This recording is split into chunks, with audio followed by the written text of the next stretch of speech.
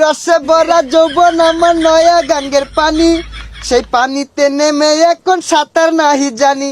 এই হাঙ্গা বইবে নাকি? এই হারাম দাদা চাই দেখ আমি কেডা।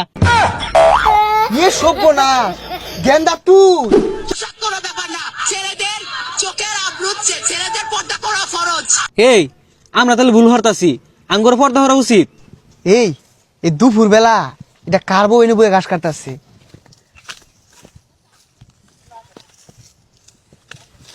এই সুন্দরী হাঙ্গা বইবে নাকি?